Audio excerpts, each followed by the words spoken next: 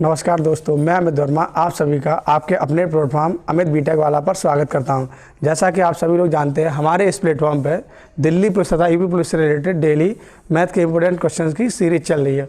उसी सीरीज को आगे बढ़ाते हुए आज हम मैथ के कुछ इंपॉर्टेंट क्वेश्चंस लेके आए हैं, जिनमें से हमारा पहला क्वेश्चन है, एक त्रिभुज की भुजाएँ ए बी और सी है, यदि A square plus B square plus C square equal to A B plus B C plus C A है तो त्रिभुज कैसा होगा। ऑप्शन हमें दिया समबाहु त्रिभुज, समद्विबाहु त्रिभुज, समकोण त्रिभुज और अधिक कोण त्रिभुज। ये जो क्वेश्चन हमारा है वो ज्योमेट्री तथा अलजेब्रा का मिक्स क्वेश्चन है। जब भी हमारे पास ये आइडेंटिटी दी होती है, यानी कि A square plus B square plus C square equal to A B plus B C plus C A, तो ये 100% श्योर होता है कि ए बराबर बी बराबर सी होगा। ये मैथ की हमारी एक आइडेंटिटी, अलजेब्रा की आइडेंटिटी है। जब हमें A square plus B square plus C square equal to A B plus B C plus C A given हो, तो ये 100% श्योर होता है कि ए बराबर बी बराबर सी होगा। यानी जो हमारी भुजाएं दी गई हैं ए, बी और सी, ये तीनों आपस में बराबर होंगी। जब किसी त्रिभुज की तीनों भुजाएं आपस में बराबर होती हैं तो उसको बोलते हैं हम इक्विलेटरल ट्रायंगल, यानी समबाहु त्रिभुज। तो इसका ऑप्शन ए करेक्ट हो जाएगा और आसान तरीके से हम इसको सॉल्व कर लेंगे। क्वेश्चन नंबर 2, यदि x plus Y plus z equal to 10 तो x cube plus Y cube plus Z cube equal to 75 और x y Z equal to 15 है तो x square plus Y square plus Z square minus x Y minus Y Z minus z x का मान ज्ञात करो। हमें option दे रखे हैं 6, 3, 5 और 4। तो इसका हम सॉल्यूशन देखते हैं। ये जो हमारा क्वेश्चन है वो अलजेब्रा की एक आइडेंटिटी पे बेस्ड है। जो हमारी आइडेंटिटी क्या होती है वो होती है X cube plus Y cube plus Z cube minus 3x Y Z equal to X plus Y plus Z. ये फर्स्ट ब्रैकेट में, दूसरे ब्रैकेट में होता है x square plus Y square plus Z square minus x Y minus Y Z minus Y Z minus के Z X. ये हमें कितना दे रखा है, X cube plus Y cube plus Z cube दे रखा है 75 माइनस 3x वाई जेड की वैल्यू 15 दे रखी है और x plus Y plus z equal to हमें 10 दे रखा है और ये हमें दे रखी है x square plus Y square plus Z square minus x Y minus Y Z minus z x. इसकी वैल्यू हमसे पूछी है तो यहाँ पे कितना हो जाएगा, 30 हो जाएगा। 75 और 3 का मल्टीप्लाई 15 का तो हो जाएगा 45। तो 75 में से 45 रिड्यूस होगा 30 हो जाएगा। 30 equal to 10 x square plus Y square plus Z square minus x Y minus Y Z minus के जेड एक्स। तो यहाँ से हम देखें 10 से हम डिवाइड करेंगे 30 को, तो x square plus Y square plus Z square minus x Y minus Y Z minus z x की वैल्यू कितनी आ जाएगी, 3 आ जाएगी। 3 इक्वल टू क्या हो जाएगा हमारा, x square plus Y square plus Z square minus x Y minus Y Z minus के जेड एक्स। और आसानी से हम इसको कैलकुलेट कर लेंगे। तो ऑप्शन हमारा बी एकदम करेक्ट होगा, जिसकी वैल्यू कितनी आएगी, 3। ये हमारा अलजेब्रा की आइडेंटिटी बेस्ड क्वेश्चन था। ये देखने में तो हमें टफ लग रहा है, अगर इसकी हमें आइडेंटिटी पता है तो आसानी से हम इसको सॉल्व कर लेंगे।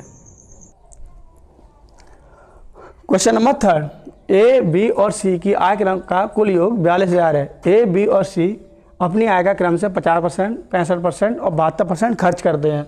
यदि इनकी बचत का अनुपात 15:21:14 है तो इनकी आय का अनुपात क्या है। ऑप्शन दिया 3:6:5, 5:3:6, 4:6:5 और 8:1:3।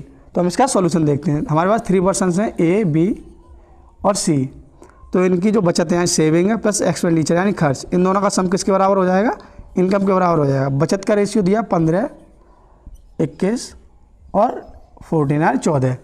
और एक खर्च कितना कर रहा है, एक खर्च कर रहा है 50%। तो अगर 50% ये खर्च कर रहा है तो बचा कितना रहा होगा, 50%।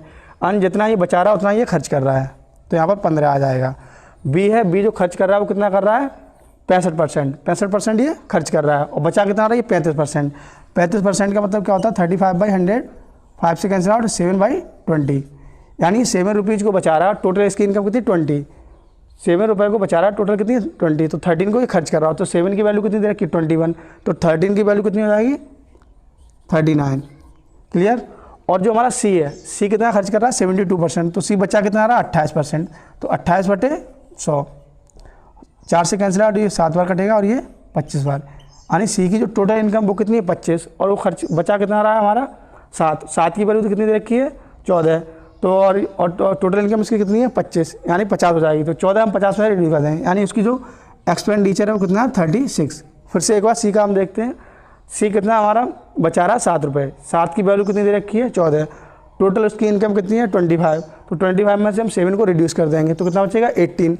तो 18 का डबल कितना हो जाएगा 36, यानी 36 इसकी क्या सेविंग है, जो वो खर्च है, जो वो खर्च कर रहा है।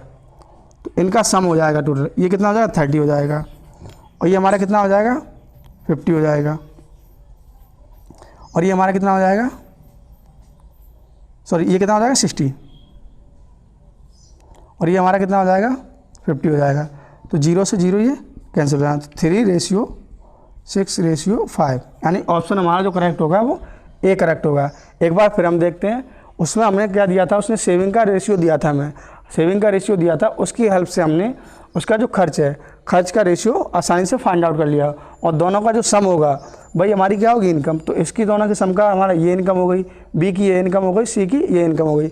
इनका रेशियो हमने आसानी से फाइंड आउट कर लिया। जो हमारा कौन सा ऑप्शन सही है, ऑप्शन ए हमारा करेक्ट है।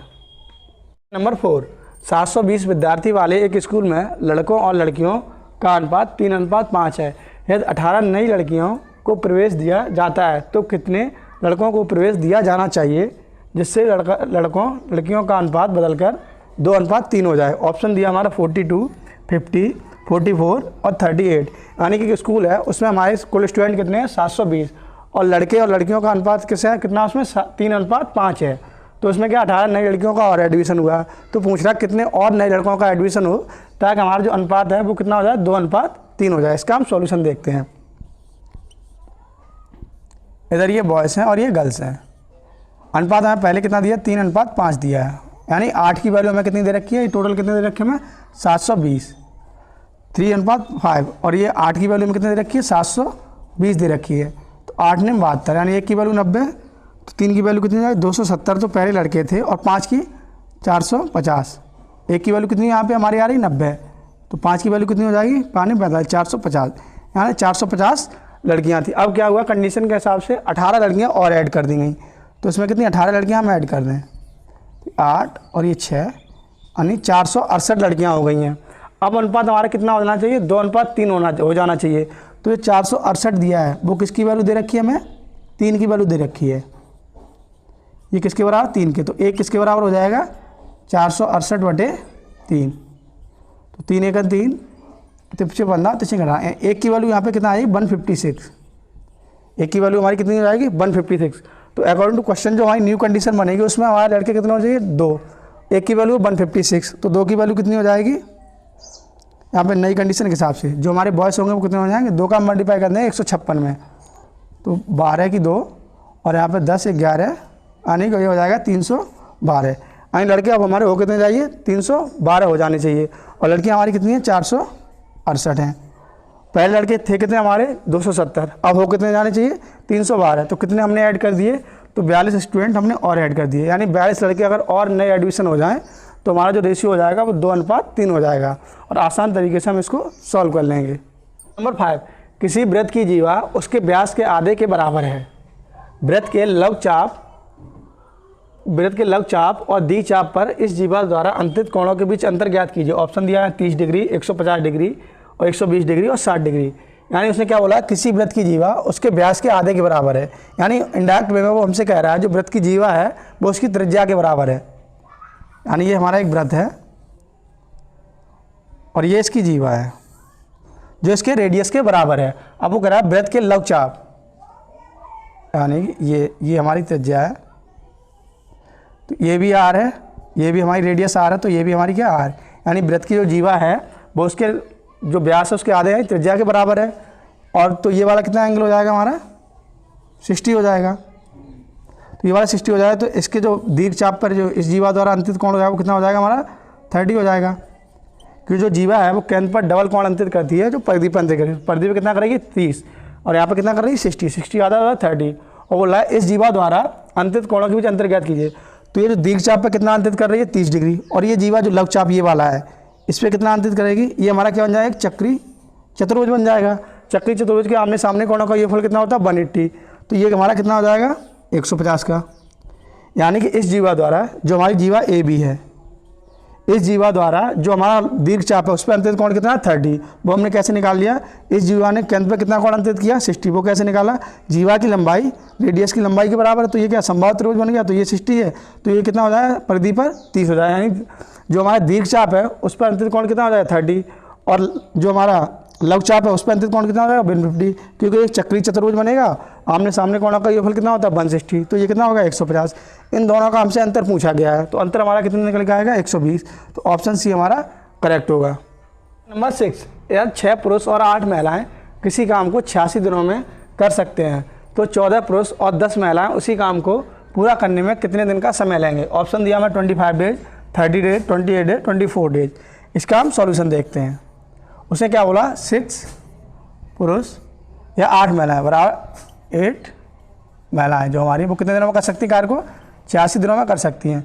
तो हम पुरुष और महिला की क्षमता यहाँ पे निकाल लेंगे, तो P/M यानी पुरुष बटे महिला कितनी आ जाएगी 8/6, 4/3, यानी पुरुष की क्षमता कितनी है 4 और महिला की क्षमता कितनी है 3, तो हमारे 6 पुरुष हैं और एक पुरुष की क्षमता कितनी है 3, और ये कार्य कितने दिन में कर रहे हैं 86 दिन में इस कार्य को कर रहे हैं, तो ये हमारे एक कुल कार्य की वैल्यू आ जाएगी। फिर से देखते हैं, सॉरी, एक पुरुष की क्षमता हमारी कितनी है 4, पुरुष की क्षमता कितनी आई है 4, महिला की क्षमता कितनी आई है 3, तो हमारा कितना कार्य 6 पुरुष कार्य करें 6, एक पुरुष की क्षमता, और कितने दिन में कर रहे हैं 86 दिन में कर रहे हैं, तो 86 दिन में ये कर रहे हैं, तो ये क्या आ गया हमारा कुल कार्य आ गया।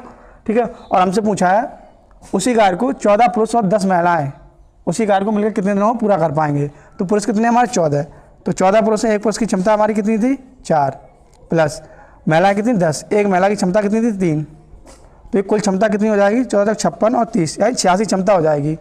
तो 6 × 4 × 86, ये तो हमारा कुल कार्य था, और क्षमता कितनी हो गई 86, 86 से 86 कैंसिल आउट, तो आंसर कितना आ जाएगा 24 डेज।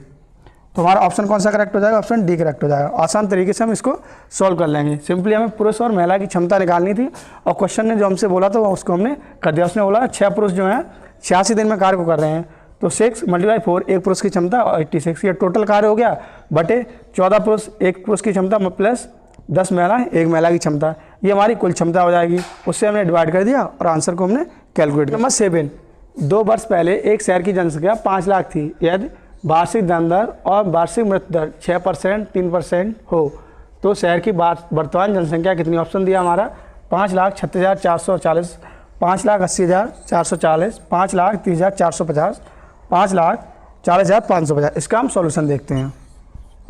जन्म दर को हम पॉजिटिव माने कितनी 6% बढ़ रही है पर ईयर, और मृत्यु दर निगेटिव यानी 3% घट रही है, तो कुल कितना आ जाएगा 3% बढ़ेगी, यानी 3% जनसंख्या हर साल बढ़ रही होगी, और 2 साल ये लगातार बढ़ी है, तो इसका हम सक्सेसिव इंक्रीजमेंट निकालेंगे। वो कैसे निकलता है 3 + 3, और 3 + 3 का मल्टीप्लाई कितना हो जाएगा हमारा प्लस के 9/100, यानी 3% जब पर ईयर बढ़ रही तो 2 वर्ष लगातार इतनी बढ़ जाएगी, 2 वर्ष में 3 + 3 + 9/100, तो ये हो जाएगा हमारा 6.09%।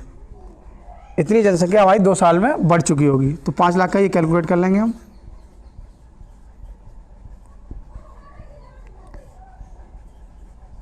डबल जीरो कैंसिल, और ये डेसिमल को हम रिड्यूस कर देंगे, और 2 जीरो हमारे डिक्रीज हो, तो 50 × 609, 5 में 45, 5 × 30, और यहाँ पर 0, यानी जो जनसंख्या बढ़ चुकी होगी वो बढ़ चुकी होगी हमारी 30,450 बढ़ चुकी होगी। तो हमारी कितनी हो जाएगी 5,30,450 हो जाएगी, क्यों पहले 5 लाख थी और 30,450 बढ़ चुकी, तो कितनी हो जाएगी हमारी 5,30,450, यानी ऑप्शन सी हमारा करेक्ट होगा। और आसान तरीके से हम इसको सॉल्व कर लेंगे। तो ये थे आज के हमारे मैथ के कुछ इंपॉर्टेंट क्वेश्चन, जिनका मैंने आपको प्रॉपर सॉल्यूशन दिया। ऐसे ही और क्वेश्चन को देखने के लिए और उनके सॉल्यूशन को पाने के लिए आप हमारे चैनल को सब्सक्राइब करें और शेयर करें। हमारे इस चैनल पर लगातार दिल्ली पुलिस तथा यूपी पुलिस से रिलेटेड मैथ के क्वेश्चंस की सीरीज चल रही है। धन्यवाद।